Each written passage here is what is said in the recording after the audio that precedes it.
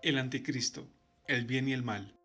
El hombre del Paleolítico fue consciente de la dualidad existencial, es decir, de la existencia de fuerzas del bien y del mal. Todo el simbolismo mágico y ritual que parece desprenderse de todas las pinturas rupestres precisa del reconocimiento de dos poderes o fuerzas contrarias que se enfrentan y donde, al cabo, una de ellas ha de resultar predominante. Bisontes heridos con flechas, ciervos moribundos, caballos, renos, leones. Este dualismo se aprecia claramente en las culturas antiguas, por ejemplo, en Mesopotamia y China. El dios sumerio Dumisi representaba junto con la diosa madre Inanna el drama actual del cese de la vida con su viaje al país de la oscuridad y muerte. Su retorno con la llegada de la primavera constituía una de las celebraciones más importantes del pueblo sumerio. En la antigua China, el dualismo era representado por los principios del yang y del yin. El yang es fuerza positiva, activa. El yin simbolizaba lo negativo, la pasividad. Estas fuerzas elementales se asocian con los ritos de fertilidad que trataban de explicar los ciclos de la naturaleza. Será con Zoroastro cuando la concepción dualista alcanza su máxima expresión. Su sistema religioso es el primer intento de resolver el problema dentro del monoteísmo ético. Zoroastro evoca en el Avesta la figura del Creador universal, Ahura Mazda, Dios supremo del que dependen otros seres divinos, que son personificaciones celestes de sus atributos. Como emanaciones de Ahura Mazda surgen Angra Mainyu, maligno, y Spenta Mainyu, benéfico. Más tarde, con los discípulos del fundador, estos dos espíritus gemelos serían convertidos en auténticos dioses, al asimilarse a Ahura Mazda con Hormuz y a Angra Mainyu con Ahriman. El Anticristo. El prefijo griego anti tiene tres significados, en lugar de falso opuesto a. Ha sido frecuente a lo largo de la historia asociar al anticristo con algún personaje histórico caracterizado por sus rasgos negativos como gobernante y por ser modelo de maldad. Antíoco Epífanes, Nerón, Simón Mago, el Papa Federico II. También se ha identificado con una institución o colectividad, la Iglesia, el Papado. Tradicionalmente se ha supuesto que la cuna del anticristo deberá situarse en la ciudad de Babilonia y que sus padres, de origen judío, podrían ser un obispo, una monja, un rufián, una prostituta, un padre y una hija. El anticristo será educado en la ciudad de Corazaín y Betsaida. El anticristo es una entidad distinta al diablo, por el hecho de que es concebido como un agente humano totalmente malvado.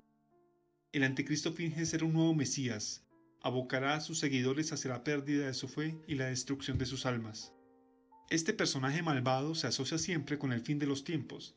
En tal sentido, el anticristo es un ente escatológico, y su aparición se producirá en los momentos de mayor tribulación y conflictividad social de la humanidad.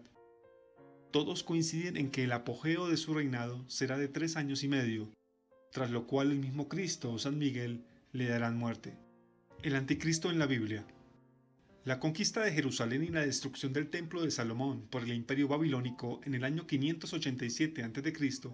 pudo haber provocado el final del pueblo judío, pero la fe de los judíos en su Dios hizo posible el retorno de los exiliados cuando subieron al poder otros persas más tolerantes y la construcción de un segundo templo que sería destruido en el 70 después de Cristo. Más adelante, con Alejandro Magno, comenzó un nuevo orden político y también una nueva situación cultural y religiosa. Uno de los géneros literarios creados por los judíos después del 250 a.C. fueron los apocalipsis. Los relatos apocalípticos tienden a encajar en dos categorías: revelación de secretos sobre los misterios del universo y revelación de un secreto temporal, un mensaje sobre el curso de la historia. En esta segunda categoría se esbozan escenas de los últimos acontecimientos en los cuales suele aparecer el anticristo. La aparición explícita más antigua de la figura de un tirano final en la literatura apocalíptica está en el libro de Daniel, y su mención al pequeño cuerno, que representa a Antíoco IV Epífanes. Antíoco fue un personaje infame en la historia judía. En el año 167 a.C., Antíoco decidió prohibir todas las prácticas religiosas judías y levantó un altar a Zeus en el templo de Jerusalén. En diciembre del año 164, Judas Macabeo y sus seguidores purificaron el templo profanado por Antíoco IV. El autor del libro de Daniel trataba por todos los medios de encontrar el sentido de esta experiencia nacional traumática. Para presentar el mal de las acciones de Antíoco, se sirvió de los modelos míticos de las revueltas contra Dios a fin de poner de relieve una presentación de este perseguidor humano como tirano de los tiempos finales, el último adversario humano del pueblo de Dios. En la primera carta a los tesalonicenses, Pablo exhorta en lo referente al día del Señor. Parece que las cuestiones principales son dos: el destino de los muertos en relación con los vivos y el retorno inminente del Señor y la necesidad de velar porque ese día vendrá como un ladrón en la noche. La segunda carta a los tesalonicenses proporciona información detallada acerca del enemigo final. Insiste en que es necesario que tengan lugar antes del fin una serie de acontecimientos preliminares. Que no os dejéis alterar tan fácilmente en vuestro ánimo, ni os alarméis por alguna manifestación del Espíritu, por algunas palabras o por alguna carta presentada como nuestra, que os haga suponer que está inminente el día del Señor. Que nadie os engañe en ninguna manera. Primero tiene que venir la apostasía y manifestarse el hombre impío, el hijo de perdición, el adversario que se eleva sobre todo lo que lleva el nombre de Dios o es objeto de culto, hasta el extremo de sentarse él mismo en el santuario de Dios y proclamar que él mismo es Dios. Lo que fue Antíoco para el autor del libro de Daniel sería Nerón para el autor del libro del Apocalipsis. Nerón fue emperador entre los años 54 y 68 después de Cristo.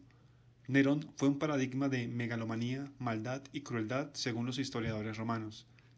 El pecado del matricidio y el proclamar que era de condición divina fueron algunos de los elementos que más contribuyeron a su reputación despreciable. Desde la perspectiva cristiana, el papel de Nerón en el desarrollo de la leyenda del Anticristo estuvo vinculada a su identificación como el primer perseguidor imperial de la nueva secta.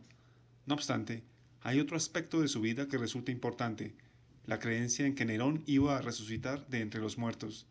Las leyendas romanas sobre Nerón presentaban a un emperador que había huido, pero que volvería de Oriente a conquistar Roma.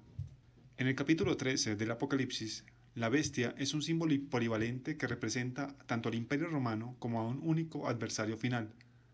Se admite que la cabeza que ha recibido el golpe mortal es Nerón, que, por primera vez, aparece en un escrito conservado como el que vuelve de entre los muertos. La identificación de la cabeza muerta y revivida de Nerón ayuda a explicar la cifra misteriosa de la bestia, a saber, 666. Este número es la gematría de las palabras hebreas que significan Nerón César. En el capítulo 13, la bestia es seguida por una segunda bestia.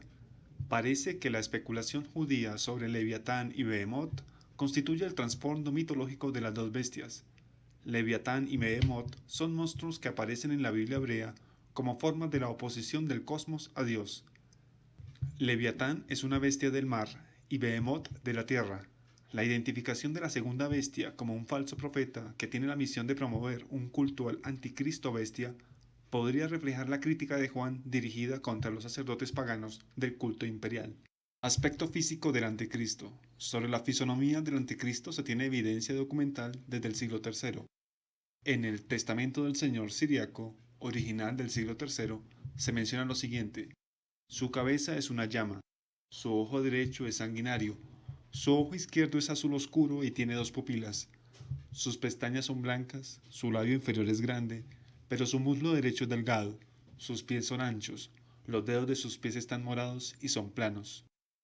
En el Apocalipsis de Elías, redactado en el siglo III, aparece la siguiente descripción: es un pequeño Pelec con piernas delgadas, alto, es calvo, pero sus cejas llegan hasta las orejas y tiene una mancha de lepra en el dorso de la mano.